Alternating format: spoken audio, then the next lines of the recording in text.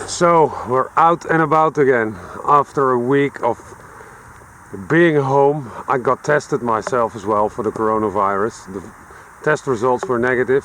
Man, I cannot remember having a cold like this. It has been a while.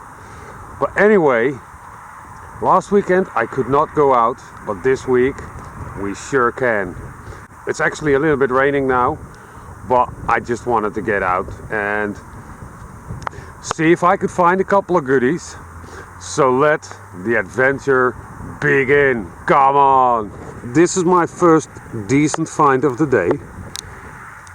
It's brass and it's probably decoration for on wood or something like that. I'm not really sure. But you can see the little holes for the small nails.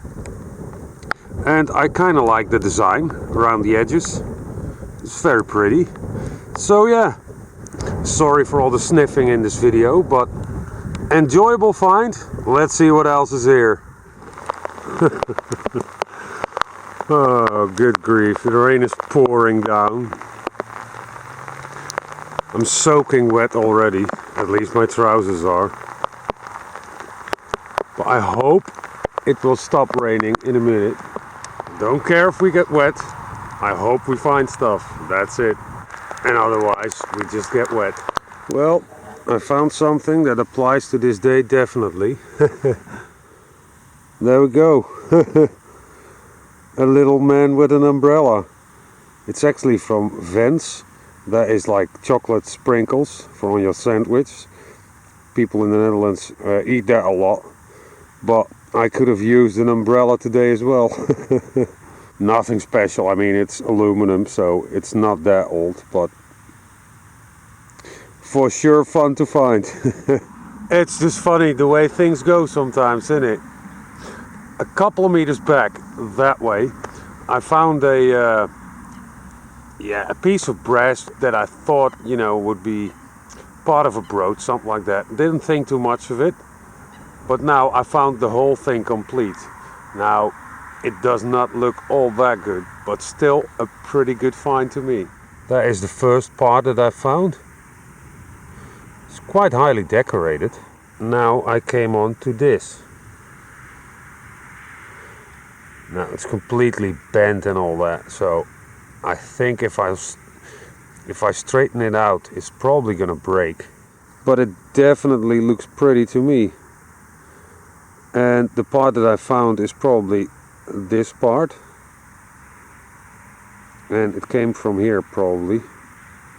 So I got the thing kind of complete, but I'll see what I can do back home. I don't really know how old this could be. Probably 1800s, I guess, but I think 1700s is a little bit early. I'm gonna set this aside with the bag, because if I put it in my pouch, then nothing will remain. So then we can work on it at home. A tiny mushroom. So nice. Autumn is here for sure. Well, I have no luck at all today. The only beautiful thing that I'm finding today is mushrooms, really. Well, good find, I guess. But, you know, we'll press on for a little while and see if we can get onto a goodie. But the odds are not in my favor today, probably. At least one interesting find. It came from all the way down there. Now, it's always hard to see how deep the holes are, but it's a pretty deep hole. I found these things previously, and it's a child's toy. And yeah, you can actually see the 4 holes. They would put a thread through it, and they would spin it, and then it would make like a nice sound, basically. You can do it with a button as well, like a 4-hole button. Back home I have 2 or 3 more, so I'll probably be able to show you. Maybe I'll actually can make one to see how it works. That would be interesting, but for sure a child's toy from, yeah, well, it's difficult to say. The lead is, well, pretty wide, so I would guess at least 1800s, but could be 1700s as well. Really need to look into that a little bit better, but yeah, a nice piece of lead with some history to it. Very good. I love it. Well, I'm in the car. It is actually pouring down again. It's unbelievable. I actually dried up, but it started again, and then I thought maybe it's better to go home now. The wrap up is going to be back home because it does not make sense to do it out in the field now. That would just be stupid, basically. Last hunt I found this kid's toy, and the thing I want to do is just make a replica of it and see how it works. So here are the 3 that I found so far in my metal detecting days. This one is actually from the last hunt, and these I found previously. This one is almost broken, but it's still together, but I need to handle it very gently.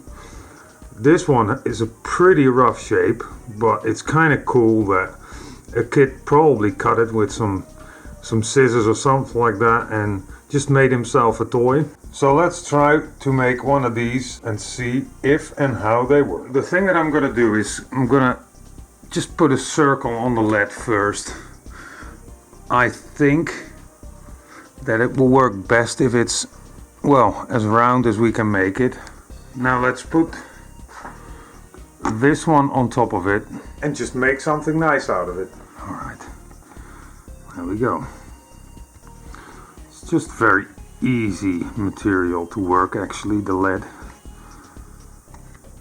I do it a lot in my daily job as well. Let's make a couple more where it was missing. There we go. Well, the only thing left to do is cut it out, really. Let's just do this. There we go. We don't need that. While I'm doing this, I can see cut marks here from my scissor. And if I look at this one, you don't really see it, so they may have, you know, hammered it out with a chisel, so that's what I'm going to try next. Maybe that works better. There we go. I think that works a lot better.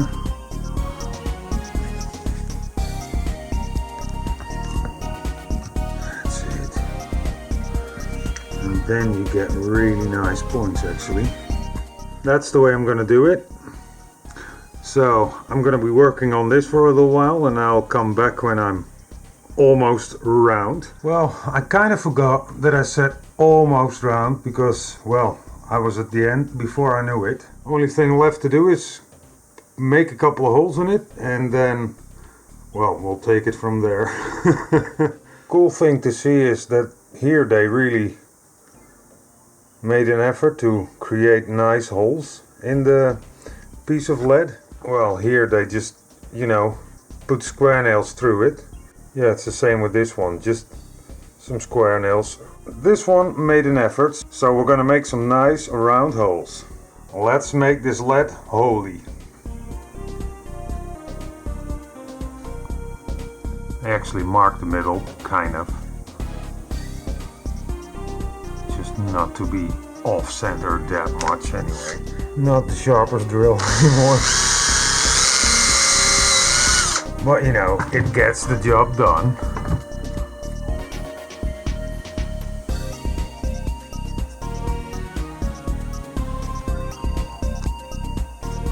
Well, so far so good. Pretty happy how it turned out for now. And now I have to play around with the ropes and see, well, how that works. I'm not really sure. Just gonna use 2 separate ropes for this one. Now I'm making a kid's toy from the 16 or 1700s, but the original idea of this snorabot actually dates back to the Stone Age. Most likely they would use it then to signal each other. It's just very cool to me that something that was invented in the Stone Age ends up being a kid's toy in the 16 and 1700s. And basically it's ready to use now. Let's give it a go.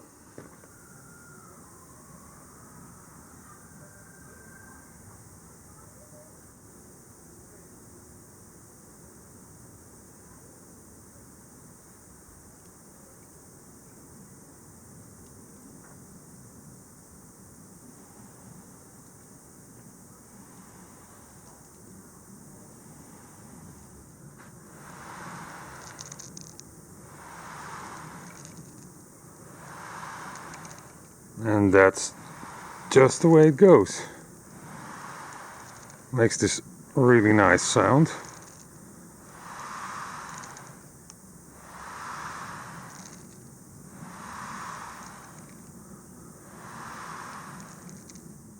Pretty cool, huh?